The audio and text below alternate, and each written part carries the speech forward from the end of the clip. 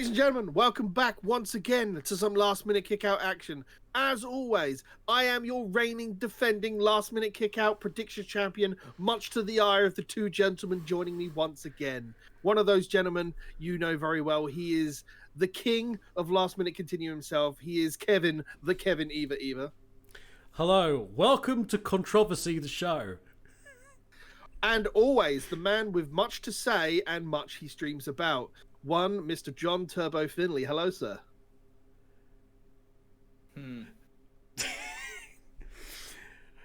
Shall we just cut to the chase? I've just got nothing to say, really. All right. On wanting to introducing myself because, frankly, you know, he's saving his rage and his bile for one match later in the card. And rightly so from the match point of view. The result... Yeah, that's mainly the match point of view. Nothing point of view. More. We know... Nothing more. But yeah. If you haven't guessed by the title of the video that you've clicked on, ladies and gentlemen, or the fact that this is the next video or podcast we told you it would be, we are here to talk about Fastlane 2021. From a roundabout, a standard pay-per-view perspective, I enjoyed the show. I think there were good matches on the card. Yes, there were a couple of in-between things. But overall, including the pre-show, I think the card was pretty damn good. Like, the matches that were done were pretty damn good. The ones that, you know, were worth watching. Like, the 30-minute at the end. The two matches in between some of the piss breaks. And the two that opened the show and the one on the pre-show. I thought they were pretty good. Kevin, general thoughts? There were wrestling matches that got better as they went on through the night. And I would have to agree on that. Okay, so from a general perspective, From a general perspective, the show happened. It's no revolution. It's no revolution in terms of how good it is. No. It's not going to be like Revolution based on the amount of things that they can get away on Revolution. But I'll tell you that much. As fast lanes go, it was the fast-laniest fast lane I've ever seen. I mean, in terms of a fucking pay-per-view that's really realistically stuck up its arse of WrestleMania, it wasn't that bad. I mean, you know, it's Vince's torn up the storyboard, the show. It always has been. It's not the script anymore. It's the whiteboard. Yeah, the story. Yeah, his little fantasy feds that he plays, and then realizes he's doing a new one, an actual one. Well, let's start with the pre-show as we normally do. We've got Riddle versus Mustafa Ali for the United States Championship with the entirety of Retribution at ringside. Kevin, did you see this match? Stuff happened, I understand. It suffers immediately by having Riddle in the match, which completely means I've got no interest in it whatsoever. This is a thing I've felt a lot recently, and I have to agree. I'm not sure if John does, but I feel like, I mean, Riddle has this stigma of being like the next RVD in terms of like certain products and everything else. His speech as well, and now he. The problem is that he was bigged up massively about the work he was doing in NXT, and obviously not watching a lot of NXT, I didn't get that. But he's come up to the main card, and it just seems he's being used as a joke character, but he's putting in the work, and therefore he's been given the belt. You know, because I don't think he's been off of injury yet, has he? No. Not on the main card at least. So no. Well, he has taken a little time off in NXT. In terms of the match, I don't think it's too bad. Like I feel like I'm just sick of Riddle in terms of like his non-match segments. You know, like I don't mind the guy's work rate when he's in the ring. It's just when he opens his mouth for a TV spot. I don't understand the Riddle character. Like later in the night, there would be a backstage bit where he came along and met up with Shinsuke Nakamura and did one of his usual things, where he tries to say, "Hey, we should team up and stuff," and Shinsuke Nakamura did the thing I think we all would have done at that point in time with him, as he kept chattering on. He basically just turned.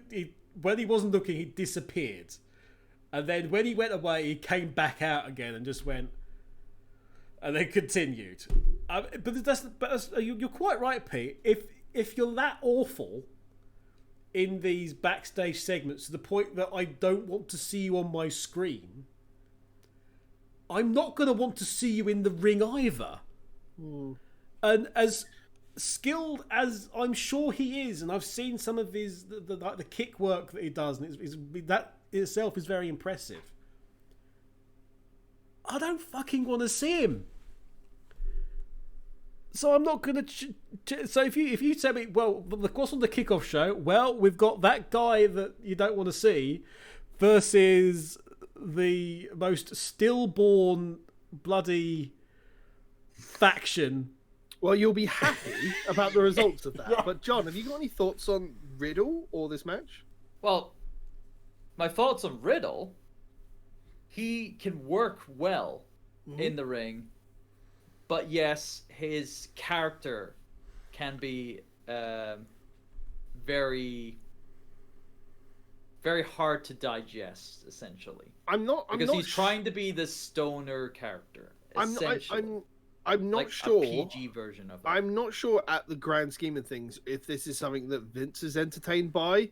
If it's a cultural thing with more Americans being into that, and therefore it's more of a common American thing that he's like more in tune with the common American individual, because lol drugs. You know, Vince is usually behind the curve a lot, and it's like he maybe just only found like someone like the comedian Pauly Shaw or something like that. And, I think you're probably right, actually.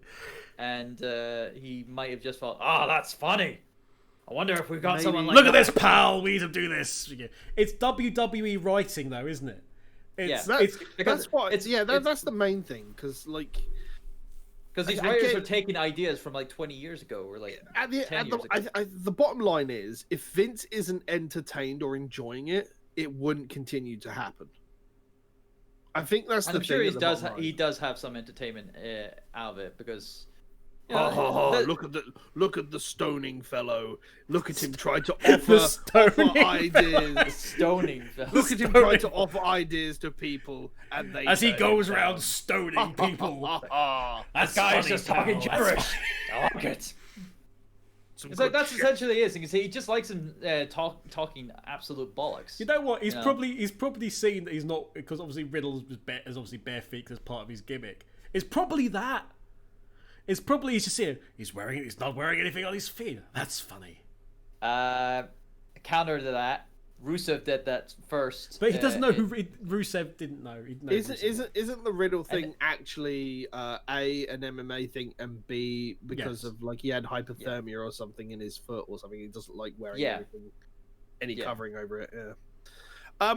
In terms of the match, I thought the match was okay. I mean, Mustafa Ali has a decent work rate anyway, and Riddle, that's the thing with Riddle as well. I think pre-show stuff, they have extra room to just be let go. They've just got the time, like as long as they work within like a 10-minute schedule for a pre-show match, then they can just do whatever they want. But yeah, I mean, I'm not sure if you two want to go over the finer stuff of the pre-show match, but the ending part is Retribution is essentially no more. Whether this means that these guys are going to get their original names back and be able to go, I hope so, because I don't want to see Reckoning as a female superstar on the roster. I'd like her to have like Mia Yim as a female superstar debuting after WrestleMania. And if they can have her, be partnered up with Keith Lee in some capacity, maybe they might do. Maybe for the next season of Mixed Match Challenge, if that concept comes back again. I mean, if the WWE Network was still a thing on its own, I just don't understand why the Mixed Match Challenge can't be a thing there. But it's not. It can't be. But the Peacock says otherwise. Well, the mighty Peacock strutting around saying no. Exactly. I don't know. You got any notes on this match at all, guys?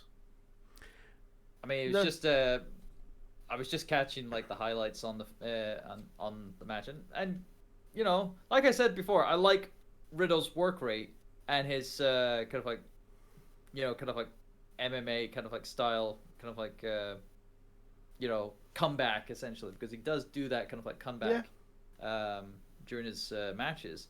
And I like that in Riddle. Everything else, yeah, it's just standard affair, and thank God Retribution is done and dusted, because I can't think of any other faction. I can't think of any faction that's been more badly handled. Yeah. The Core. I think this has been handled. But I still think it's been handled a lot worse than the Core. Yeah. Mustafa Ali deserves... He doesn't deserve a medal, but he deserves a lot of money for having to put up with this stuff. Well, he's also wrestling injured, isn't he, apparently? And he's wrestling injured because he wanted to try and make this work. He wanted to make it run until Mania. And I was like, no. And the problem is that I think I saw somebody mention that the reason that this was probably broken up here, let alone it's on a pre-show rather than like a main show, but because they're expecting a betrayal on WrestleMania that they don't want to take this away from, take that away from. So they don't want to do two broken betrayal angles or something, you know? Well, that's BS, because we've had WrestleManias where we've had multitude of baby faces going over. Why not have multitude of breakups? I don't know. Stupid. Whatever. Anyway. It's done with, and thank goodness. Yes. So moving on to the first match of the main card, we've got the Women's Tag Team Championships on the line with Nia Jax and Shayna Basler retaining their belts versus Bianca Belair and Sasha Banks. And quite honestly, thank God. Thank the Lord that this was actually a thing. The belts didn't need this. No. And thank God this angle is over, and now we can just focus on what's proper. Though I will ask why Reginald is still in the bloody mix with it. Because after being dumped by, oh my God, I've forgotten every single wrestler's name right now. Yeah, Carmella. Nia Jax thought Reginald was cute and talking on a shopping spree. I never want to see that vignette again, let alone seeing him buy a suit he already had. And then Riddle walks out. So it's just yeah. Can we stop having women's storylines revolving around a male individual? Yeah, this is what what I said last time, wasn't it? Like, why is this a thing, WWE? Just leave it alone. I'm just getting very tired of really bad writing. That's all I'm getting tired of, you know? Hey, Turbo, I don't know if you agree with me on this or not. This match was sloppy as hell. Oh, it was sloppy, all right. It was sloppy from everybody. I thought the last one was sloppy. This was just as bad. This was awful. I thought.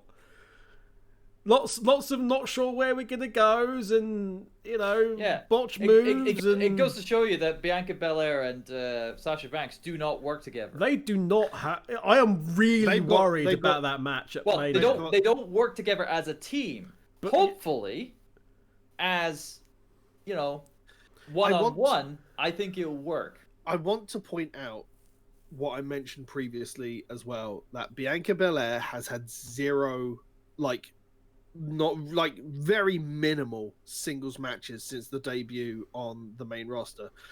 I think she's had one against Bayley. She had one recently against I think it was Nia Jax on SmackDown. She was been in the Rumble, and because it was just a lot of gimmick stuff and just a lot of talking points, she's not really had a match. Now I think that's a failing on the fact that SmackDown is so chock-a-block with TV spots with the Roman Reigns situation, and the matches they've got in between. There's not enough room for matches. I'm almost loath to say that I'm enjoying Raw being 3 hours because I get to see more of a variety of wrestlers. It's really bad that I'm saying that a 3-hour TV show is better for a bloated roster. it's weird, but this match did not do anyone any favors, really. It didn't deserve to open the show. It didn't deserve to open the show. It was. The would only much reason it rather wasn't have pre-show was because that it would have looked bad. But the match looked bad. Belair looked very ordinary. And it did not make her look, like $1 million that they should be going for at the minute. Sasha looked kind of crappy. Now, I am hoping that Sasha and Bianca are holding something, or like they're not like going full throttle because they're saving it for WrestleMania. Which, if they are doing that on purpose, it's a very good thing. But the problem with doing that is I'm not invested. Like, we'll take Drew McIntyre and Sheamus as an example. I was excited because they've had 2 pay-per-view caliber matches on television already. The 3rd match was something to look forward to. But I'm not interested in the Bianca Sasha storyline. And not even for the reasons that I mentioned when we did the last show talk about. Let's put up the really weird random thing that somehow Bayley hasn't got a WrestleMania match. Bayley's not been on SmackDown for a couple of weeks. Bayley's not been used. It's like isn't she the one who's been dragged the division through the pandemic era? Somebody was saying she's literally held the division up for that time, and she hasn't got a Mania match. Yep, and it's because she had the belt for so long. That's the problem. But it's still weird to do it that way. The last thing she did on SmackDown is her Ding Dong Hello TV spot. Yeah. And that's it. That's the last thing we see of Bayley. Like, again, it's a failing of they're pushing the Roman Reigns story, and there's more. Like, if you look at literally SmackDown just happened this week. We're recording this on the 28th, so SmackDown on the 27th of March. No, sorry, the 26th. I'm 2 days out. The whole storyline with Roman Reigns, Edge, and Daniel Bryan took up a part at the beginning of the show, a part at the end of the show, and about 4 TV spots in between the entirety of that 2-hour show. There's literally barely any time for anybody else because the Roman Reigns project is, and don't get me wrong, I'm enjoying that, but this entire storyline is taking up TV time away from anybody else on that show. I seem to recall the Attitude Era, and when we had these big things with Austin and Rock and Triple H and Taker and that and the other, we did have this thing where the secondary stories was got involved with tag team matches and stuff, so it shared the TV time out a bit better and gave a bit of a rub in terms of what's going on with them, and that doesn't really happen now. Yeah, but then also the problem with looking at Attitude Era television is the top names were the top billing spots on both shows.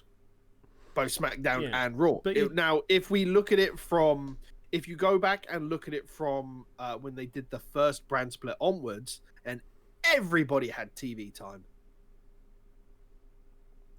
Yes, the main event spot had the thing to open the show, they had the thing to end the show, but there wasn't. I mean, I guess there was occasionally, but there wasn't 4 TV spots on as well as those 2 in the span of a 2-hour show. You'd still get these sections where the secondary and tertiary storylines would get a bit of a rub from the primary one. But I also think that their roster was not tremendously as bloated as it is now, and so they've also got. I think their roster is it's either 2, 3, or 4 times larger than what it was 20 years ago. Dread to think. And then there's also the problem of matches were a lot less caliber the further down the card you were as well. I'm still invested in some lower tier people on that roster as I am in the higher tier people on the roster, And that's the difference between where that wrestling is between now and 20 years ago. There's a big, wide ocean of difference. But this match was garbage. It's made me less enthused for Belair and Banks, which I think was the point. John, I know you're saving all of your talking for a 4-minute match later on in the card. However, well, this was a very short match. I was gonna say it. It's like this was still longer than Riddle and Mustafa Ali. It was longer than the next 2 matches. Actually, in fact, it was one of the longer ones of the card. Bizarrely, it was 9 minutes 41.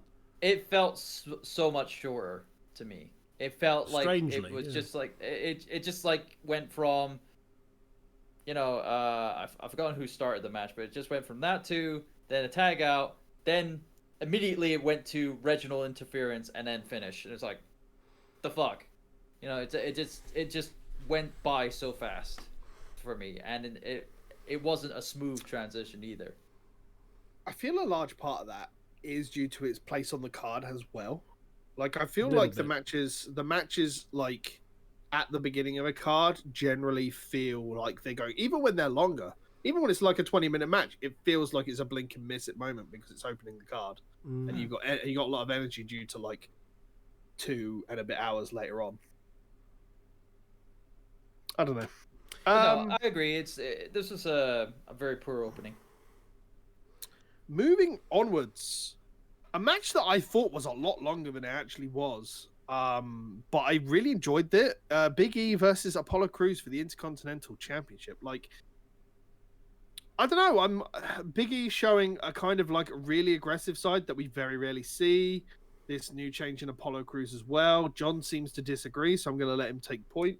No, it's not the case I'm disagreeing with you. I'm just going to reiterate once again. E, stop diving. I'm getting sick and tired of saying that constantly every single time. Like, granted, yes, I understand that E was wanting to, prove to Apollo that he can turn it up a notch and be more aggressive and whatnot, and he's getting what he wanted. That was the whole thing. He was shouting at it constantly throughout the match, and it was going all right, but then it hit the finish, and what happened there? I don't. I think I rewatched it and I still don't know. Well, that's the thing. It's like, and it's questionable when the commentators are asking for a replay, and we don't get a replay, meaning that there had to be a botch somewhere. Whether or not Apollo was supposed to win, or they were gonna do a dusty finish, and a dusty finish sounds about right, because this feud's obviously going on to WrestleMania. Yeah, so, well, you need to tread water for a match, basically. Yeah, but even it's like that cathedral of like E trying to get the bridge, but still have the pin and whatnot, and trying to keep his shoulders down, even though the referee was in the wrong position for all this as well. But they checked the shoulder. They did check the shoulders. They checked the shoulders in terms of gap. Yeah, like, and then they seem pretty, that's it. The ref was pretty, confident. It's like, well, that's it. But of course, with the WWE referees, it's like call it told in the to ring, call right? it as it is, and if it's a pinfall, it's a pinfall, and then that's their hard luck. Yeah. So. But yeah, that I mean, granted, you had Big E being very dominant a lot, but Apollo did try to get back into it a little bit closer to the end. But so, I do have a question for you both. Like, since you're obviously not watching the TV shows and probably just staying on top of like the highlights on YouTube, which I imagine most people will do because they don't have time for all the wrestling that's happening right now. Well, the eight days of wrestling in a week, yeah. What do you guys think of the change in Apollo? It was needed because they tried to change him before with him being part of Titus's faction, little forgotten faction of Titus Worldwide. And Worldwide. Yeah, I know. So, you know, Poor it's glad he Titus. was able to get away from that crap, and him to full on embrace, you know, the kind of like, you know, his heritage essentially. I don't know if he does have that heritage He to does. legitimately. Fair enough. I don't think he's an actual Nigerian prince. Well, I was gonna. No, he's well, not. I was gonna say. I mean, for him to just pull off the accent and whatnot straight out there as well, I think he could have just stopped it there.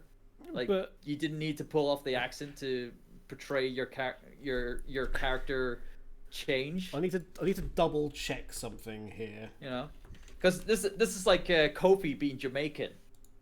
It's like levels of you know, changing your character and then going back to, you know, or changing your voice again afterwards. So It's, I don't know. I'll always like someone's turn if it's warranted, and it's obviously warranted because it's definitely working. He's getting the screen time for it. I thought they were going to do something different because obviously on an episode of SmackDown he was seen talking to Reigns. I mean, obviously, like, this newfound thing has came around. I'm not sure if this is something that's come post that. It's definitely interesting. As long as it's, you know, partly true in terms of the heritage, I think it's cool. He is indeed of Nigerian descent. And to confirm something which I was looking into, because he wrestled as Uha Nation, Right. which is independent, which frankly would have been a much better name. that was years ago, yeah. Yeah, but his surname is Uha. It's Sesue Uha is his name. Is a real life name. So, but just slightly different to Apollo Crews, frankly. I guess, yeah, the Apollo Crews is the whole WWE. We need to have a name for you to own kind of thing. Unfortunately, I like this. I think it's cool that Biggie gets to keep the title for another couple of weeks because I feel like he's going to lose it at Mania. That's what I'm feeling after this end of this match, because obviously Apollo attacking Biggie afterwards and trying if to... we can get a match of this caliber that lasts longer than 6 minutes, I'm gonna be all up for it at Mania. Because it does have potential being a better match than it was during Fastlane. Because if you gave them like a few more minutes and then work it out a little bit better for that for a better finish, then this would have probably been like one of the better matches of the card. I feel like this has an opportunity as a rematch to have a stipulation of like maybe last man standing. I think it needs a stipulation. I think it does. I think it needs to have some last man standing, street fight, like something where it might be a Falls Count Anywhere is probably better. Something with like a hardcore stipulation will probably do that match. I would quite be interested to see what those two could do in a cage.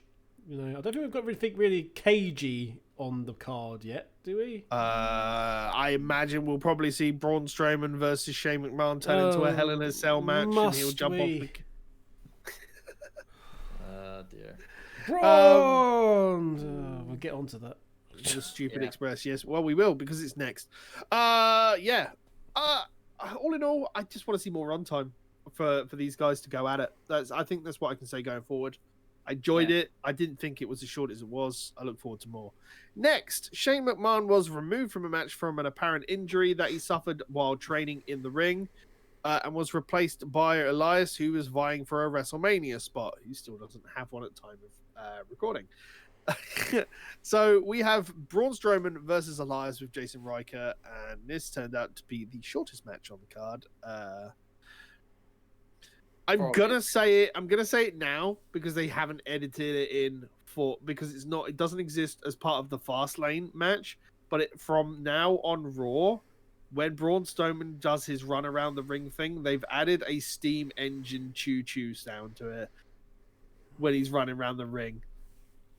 And it is in terms of unnecessary sound effects. Once again, like, I feel like we're getting into Wile E. Coyote kind of like things, and we're just like whenever somebody gets hit with the chair or a ladder, they're just going to hold up a sign which says "ow" Xavier. at some point. Xavier will do it.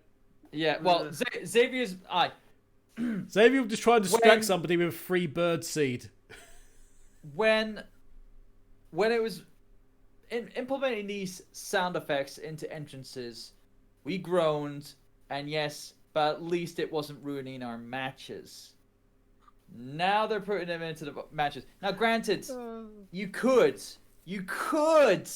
also claim this on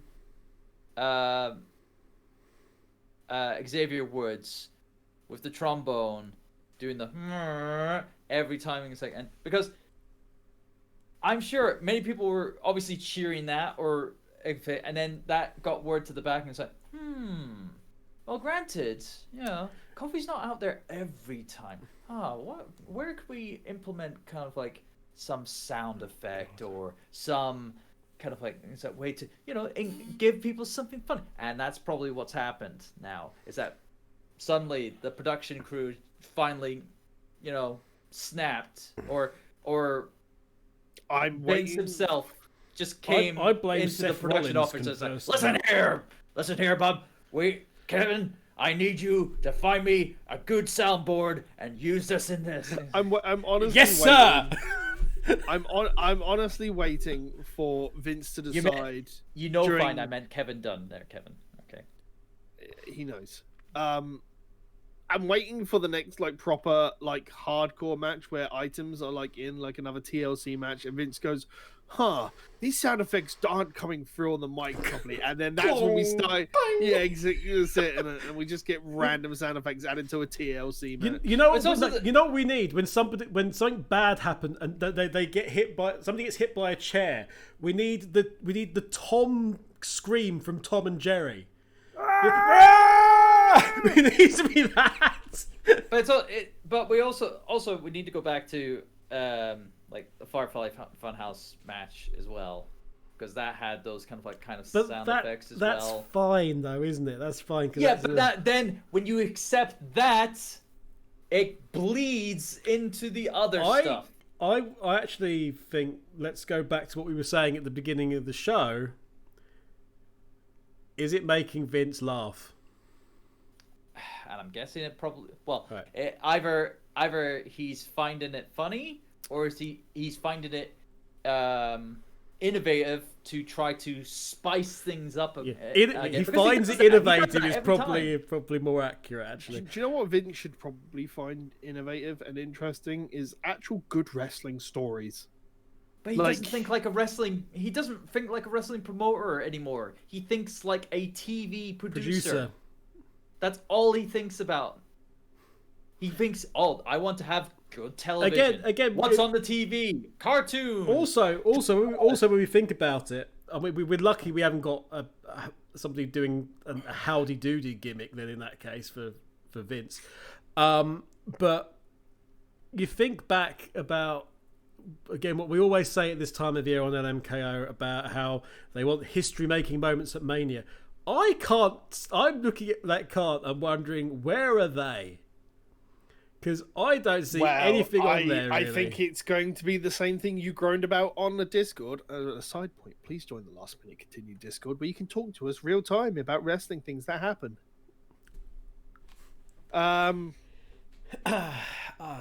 It's... Are you also looking forward to high-profile YouTubers appearing on wrestling television? Fuck me, that.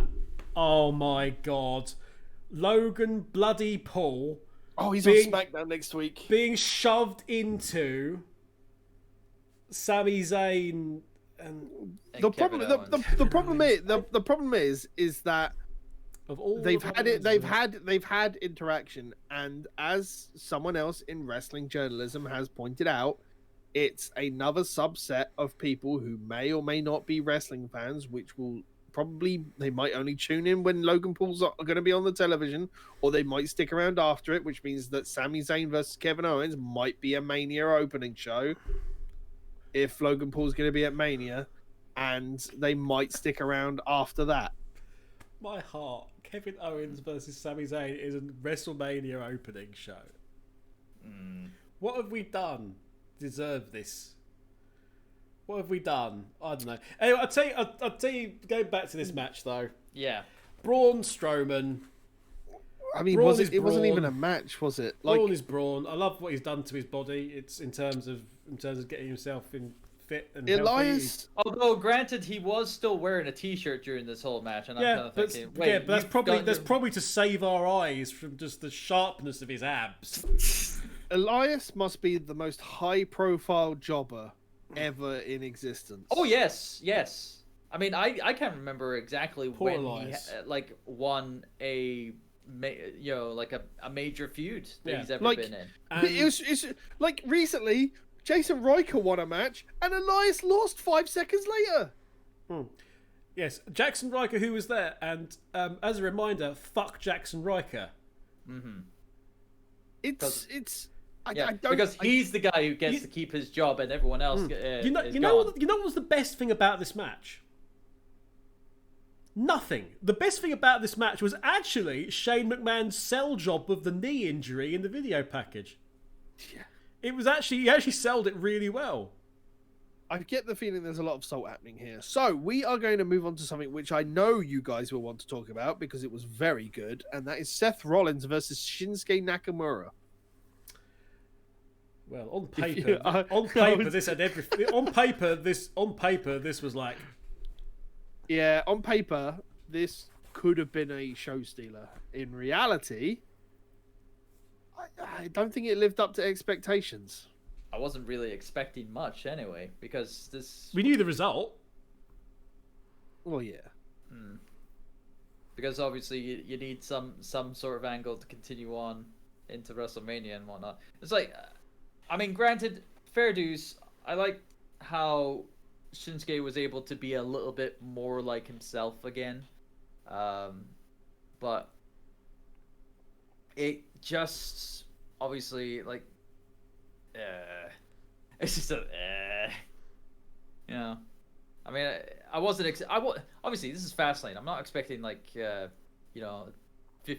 minute kind of like Intercontinental title match caliber between these two, which they could have pulled off, but no, it was more of an angle match, like Rollins beating down Shinsuke for a good bit, and then back to Shinsuke, and then Seth would get the win, eke out the win to get him some more heat.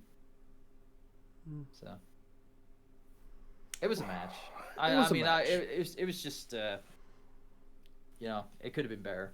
It was nice to see Shinsuke get some time in a singles match again. A singles match. Yeah, that's the only saving grace for this whole thing is Shinsuke getting a singles match. But of course, this is gonna lead into because he wouldn't shut up about it. He wouldn't shut up about Cesaro swinging him in like 22 times. It's like Jericho talking about how many tacks he had in his back because of Dean Ambrose that one time. Like, come on, this is all just building up to the match, and Cesaro's just gonna swing him forever, isn't it? Oh yes, swing him for like a ridiculous. Well, it'll either be 23 or it'll just keep swinging him. That's probably the reason why WrestleMania is indeed sticking with 2 nights. It's 2 nights, and it might be longer nights. Yeah, it's just going to be. We're going to have a live stream of just Cesaro continuously swinging Rollins into the night as he's screaming for somebody to help. That's going to be it. And expect the 5-hour version or like 10-hour version. I really hope the I really hope the 4.5-hour WrestleMania nights include the pre-show on both sides, because I do not want to get to a point where we have 2 7-hour night WrestleManias. It's especially with everything else they're piling in a WrestleMania. But that is beside the point. We'll talk about that later. Next on the card, Drew McIntyre versus Sheamus in a no-holds-barred match. Okay, this is way better. Like the last 3 or 4 matches prior to this was obviously not up to par. This, however, was able to bring it back up because it was hard hitting. It was, all that was accumulated to the weeks on TV of them going at it constantly, and I actually enjoyed it. Like, they actually, make me care about Sheamus, for Christ's sake. Had you watched the matches they'd had on Raw? I've seen the bits. I've seen like the street fight that they had, or like the street fight that they had on Raw the week prior or the 2 weeks prior. Yeah, the two matches they'd had literally on the last 2 weeks. And everyone, when I was seeing other people's interpretations of those matches, they were always saying, "Oh, they're holding back," and they were holding back because what you saw in those matches were both rated as pay-per-view quality matches, and they were holding back. That says something about those two. If you work and train with somebody for 20 years, it's just a shame that, because it's not the way Sheamus is talking, it's not the way Sheamus is acting. It's clearly the opponent that Sheamus is with, and knowing that they can work well off Drew. Like, Sheamus and Drew McIntyre could be the main event, John Cena versus Randy Orton, except possibly less boring. Or for an NXT kind of thing, it could be Kevin Owens versus Sami Zayn. Like, in terms of the matches that they can put on, they could have a feud that lasts a long time, and they probably will post WrestleMania. Like, especially if they put the belt back on Drew, we could see them and Sheamus go at it again. And if we get more high quality caliber matches of what they've put on for the last 3 weeks, then I'd go for it. But I feel like WWE have essentially blown their load on putting on 3 really good matches, 2 of which were stipulations in 3 weeks. But that's the norm though with WWE. They like, blowing their loads. Essentially, I mean, do you not look at the WrestleMania signs sometimes? I mean, everybody else does. Thank you for reminding me. The end of the bloody tag team match, the women's tag team match. Oh yeah, Bianca. where Sasha's on the thing with that, and Bella is looking at the sign and pointing at something, and she's got her back to Sasha, so Sasha's got nothing to fucking react to. That was also after when they slapped each other. Yeah, Sasha slapped Bianca. Bianca's reacting to the sign and just yelling at the sign, and there's behind her on the ramp, just Sasha looking confused. Fuck's sake. Anyway, but back on topic. But it seems like obviously you were bored by this match because you had seen it. No, I wasn't bored by it. I was enjoying it. But it's sort of overdone. I'm just saying. No, all I'm saying is that I feel like these guys put on another good match. They could wrestle. We could have from them over a long time period, like long time storytelling, booking, whatever you want to call it. My problem is that 2 stipulations, which you would generally see from that sort of long-term booking, they've wanked out over the course of 3 weeks. Super quickly, yeah. That's my concern. Sheamus could continue to be the thorn in the side that just won't go away. That could be a good role for Sheamus to play going forward. And that keeps him upper mid-card then. But that's if he is gonna be willing, because it's always been up in the air of how long has Sheamus got left. Yeah, we've been mulling over this for like years. Because that was the whole point of the bar. The whole point of the bar was that let's extend Sheamus's career. There wasn't anything else other than that. But then he did his Celtic Warrior workouts, and he's gotten just like a lot of the other long-term amazing shape. Yeah, he's been in really good shape. He feels better. And, maybe he just feels safer in terms of what he's able to put on with Drew, and maybe the stipulation of the actual match allows them to take a lot of heat off the actual bodywork in the ring because of they're using weaponry and arena stuff and camera work.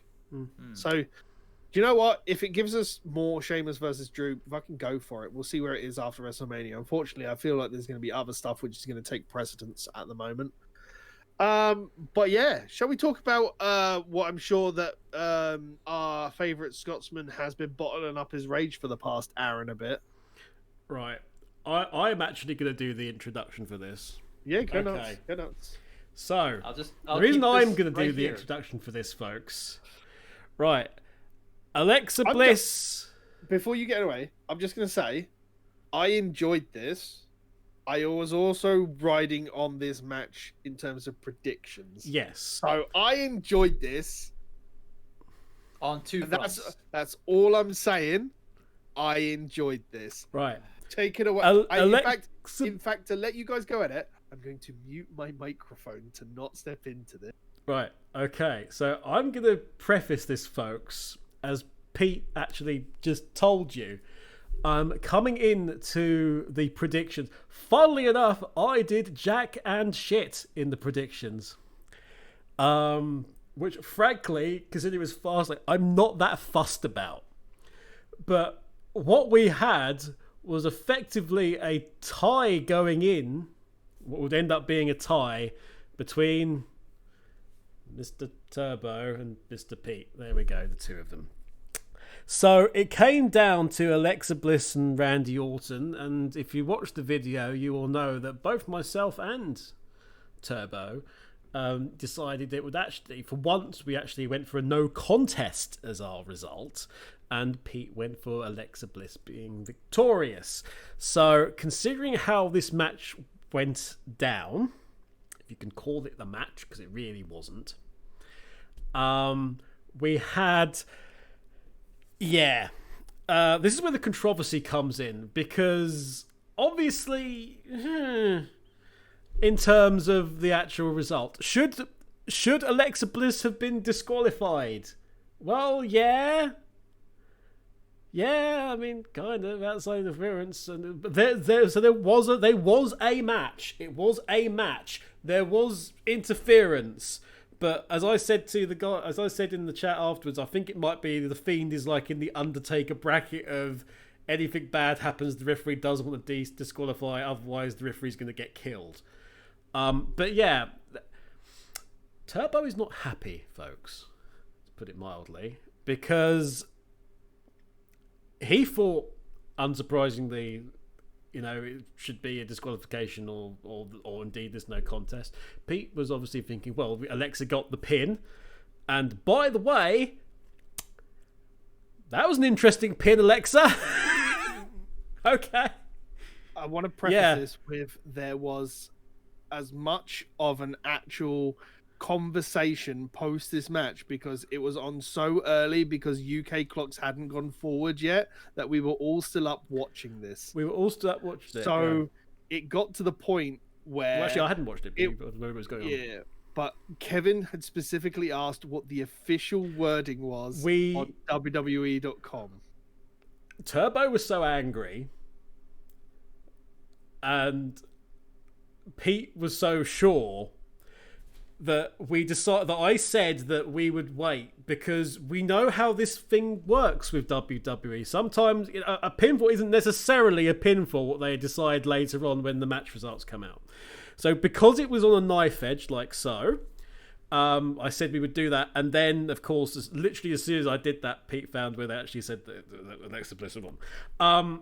So yes, via WWE nonsense, Pete is indeed the champion still. Turbo got as close can be to this, and yes, this is what happened. It's literally just a champion's prerogative that I'm still prediction champion. It's very much a case of we could take this either way. John, how before you actually unleash, how angry are you that you want to get into this? Because is it a point that I have to take my headset off and Kevin has to put a headset like warning on this video? It's the fact that you guys are not seeing the point of why I'm angry. No, I don't. I know it's not about the belt; it's about the match itself. Because that's so. Let's what I was hearing for the last 2 minutes from you guys is that it's all about the predictions, and that but was never the case. But it is a very the reason that we Pete, went for that you prediction. being like that right now is really getting on my gears right now. So I'm trying to be control and concisely calm at this moment in time. So please, would you like me to mute myself to not interrupt you? You can do whatever, but I'll just say what I have to say, and that'll be the end of it. Okay? This match was garbage. Full on, proper, absolute, abysmal garbage. For Alexa Bliss to go over on Randy Orton just so they can have a little heat to go into WrestleMania, to have to have the Fiend team have the advantage going into WrestleMania is stupid. It should have ended in a no contest by the simple fact that the referee wasn't even in the ring to make the pinfall. He made the pinfall outside. He was on the apron just tapping the ring thing. It's like, what the heck kind of officiating is that? I'm surprised not many other people out in other wrestling circles have been pissed off by this match because of how all backwards BS it was in terms of, and this is like from the decades and decades and decades of, fixing it into our heads of what the rules in matches go about and this, that, and the next thing and whatnot. Now, Kevin, you said about the Fiend has this Undertaker kind of like mentality where I would suggest that might mantra. be a reasoning. But that kind of reasoning isn't very good. It does not hold water because the Undertaker's the Undertaker. And granted, he's only done that, I'm going to say, about maybe once or twice. I can vividly remember one time, and that was WrestleMania 17. Or X7, sorry. I'm sorry. Pete? I have a question. If your major problem with the match is the blatant disqualification with a ring, even just outside at ringside, do you then hate every Cody Rhodes match at the beginning of AEW where he blatantly used his belt in front of the referee to hit his opponent, which should class as a foreign object and therefore should have made Cody Rhodes face a disqualification? Then yes. Simple. I don't think we ever said that Cody Rhodes using the weight belt was in any way. No, but I hate that. I hate that. I hate Hulk Hogan using the wrestling belt when he's slapping it. It was the same. Yeah, same. It's the same bloody thing. I don't disagree with the fact that John is correct in this whole thing.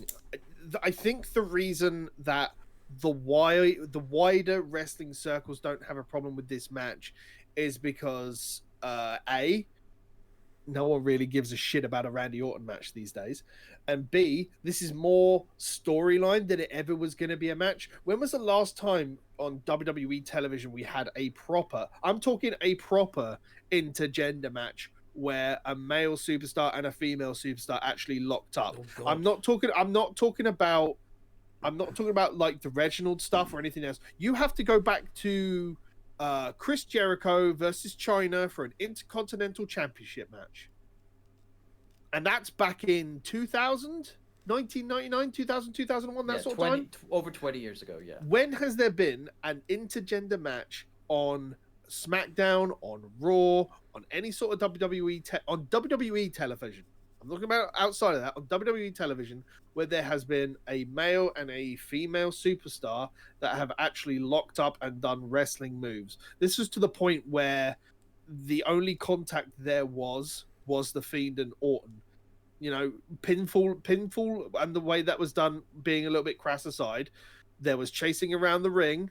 There was the stuff falling from the sky in there. There was the fireball again done at range. There was no touching of the other side in that entire match. So it's clearly not a standard WWE match, let alone a standard intergender match. It's a clearly, and that's why, no, that's what I'm just trying to say. Like, that's probably why the wider internet circles haven't felt so much about that, because they're not looking at it as a standard WWE match. Then you got Nia Jax in the Rumble at one point. Oh yes. I mean, that is true. I did completely forget about that. But she was taken out of the Rumble in a kind of dodgy way, wasn't she? She was RKO'd by Orton. She was RKO'd by Orton. Oh, she was RKO'd. But Randy Orton couldn't RKO women left, right, and centre. Oh, that's fine. So there you go. Randy Orton's also annoying me in this would this change your opinion on this match if you looked at it from just a purely storyline perspective and not as a WWE match itself? Because I feel like that's the big contention that you have, that if you look at it from a match perspective, I'm not sure is like, because looking at that as part of this card and everything else, because it doesn't feel like anything else on the card. You're right. It wasn't. Now, if we had more intergender matches as the norm, you know, where we see this kind of thing, and you know, mixed match challenge aside, because that holds the same as intergender tag matches, where if one person tags out, the other team automatically gets tagged, you know? Like, as something that's so far removed, if we had more intergender matches that gave a norm, especially in WWE television, then I feel like the stakes would be very different. But this was very much, we all knew The Fiend was going to make an appearance. Like, we all know that this was how they got him back just before WrestleMania. That's the thing. I knew that was going to be... That's what I was thinking, is that Fiend was going to make an appearance, and, you know, match is thrown out because he's causing too much chaos and whatnot. But it wasn't that. They have to say, oh, we have to have a definitive winner, and that has to be Alexa Bliss. And it has to be, because we can't have Randy Orton beat up a woman and get the pinfall on that. No, of course not. Agreed. And that's probably also why we don't have a lot of intergender matches, because they're afraid of what the reaction's going to be. I mean, you see the reaction from on social media whenever anything is announced like that, you know? Like, you go ahead. It's also kind of annoying that, like, literally last year we had a match end in a no contest in a Hell in a Cell match for less, and there was a massive backlash to that, which is why I don't think they'll do a lot of no contest stuff, especially regarding The Fiend, because that's what it will always get referred to. Basically, the Fiend won this match via proxy. Yeah, because he did the move, and it was just Alexa got a pin.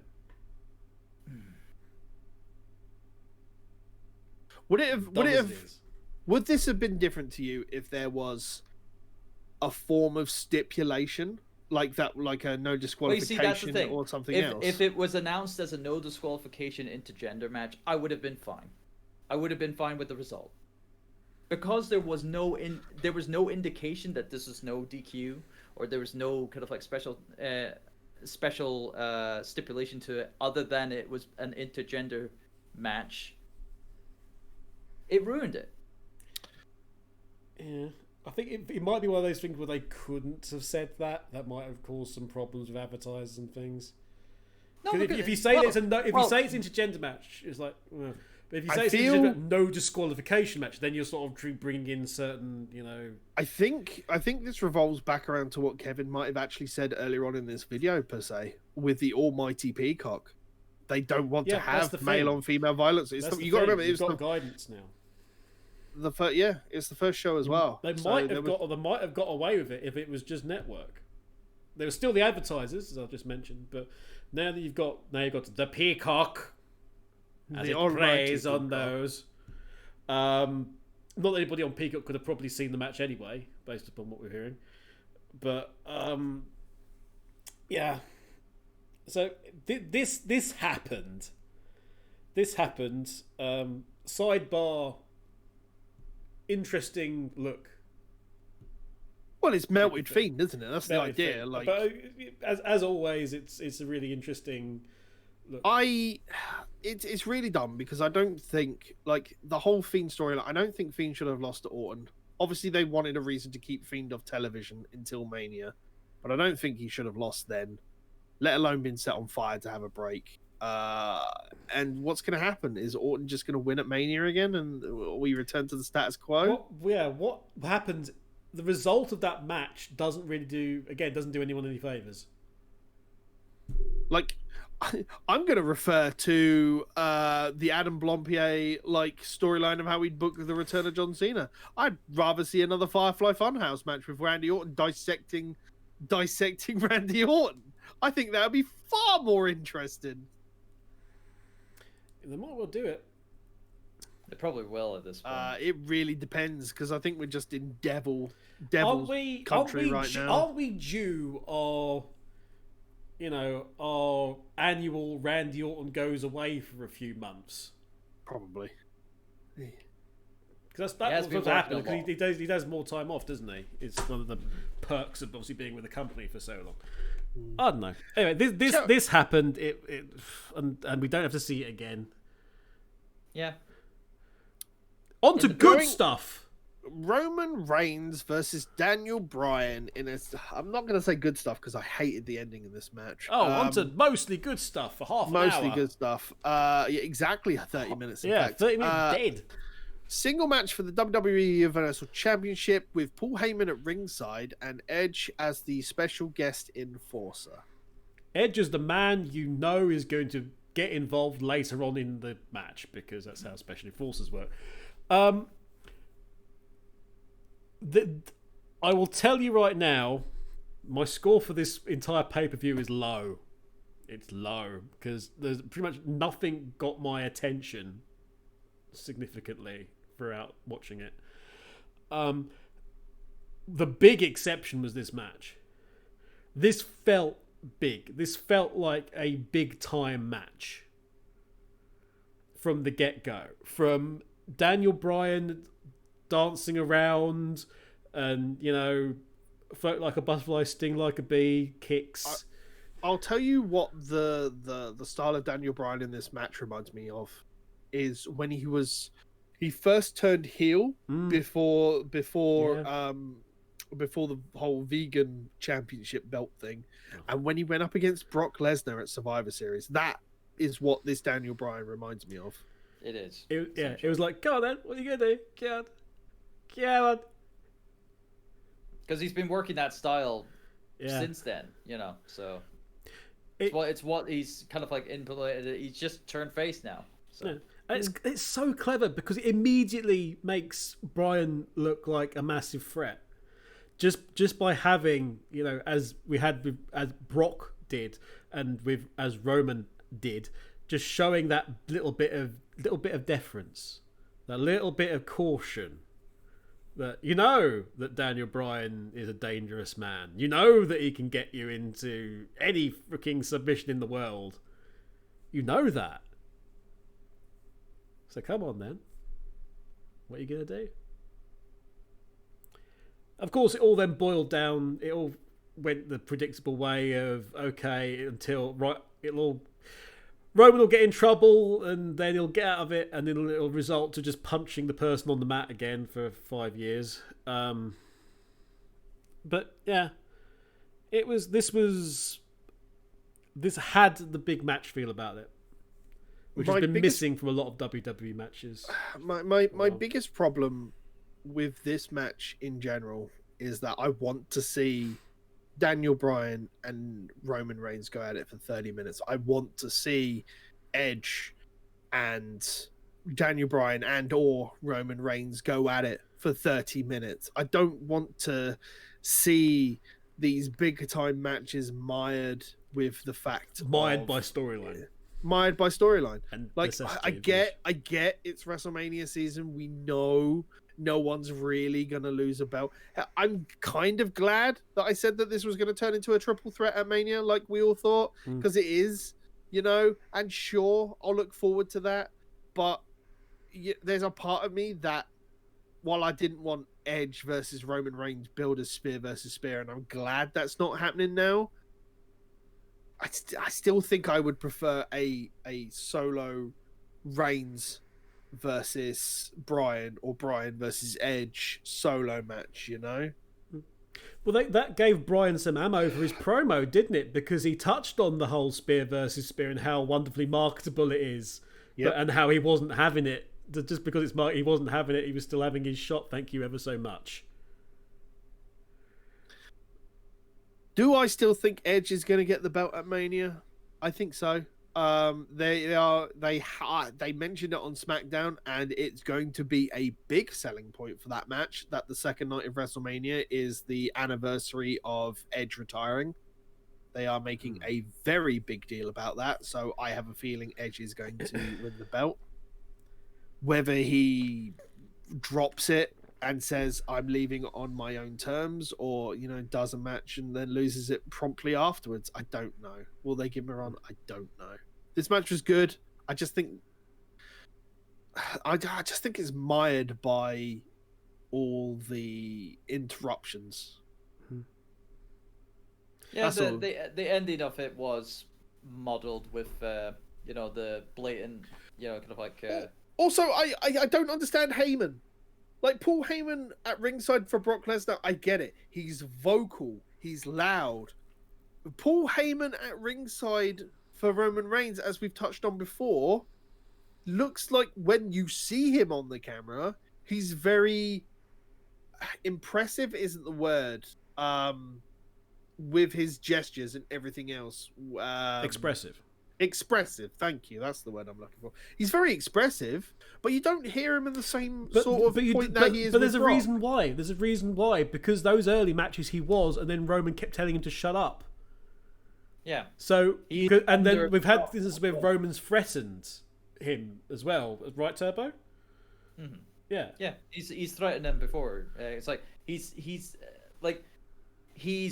this counsel to Roman, but he's not the advisor. He's not. Yeah, but why be at ringside at all? Giving Roman the control. He's not giving Roman the regular kind of like thing. Roman wants him there to call upon when Roman wants him. I get that, but he's not there to offer advice freely. If he's going to be as expressive at ringside, like, again, going back to the Attitude Era that we've mentioned very heavily in this episode, when there was managers at ringside back in the Attitude Era of the show, there was always a camera dedicated to the manager at ringside. We don't see that a lot, and there is normally quiet times where they could quite easily stick a camera on an expressive individual as Heyman. Is that a little bit COVID era, just the reduced amount of people and cameras?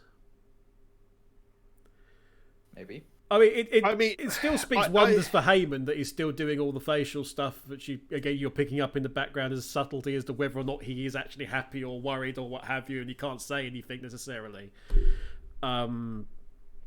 Yeah, it's.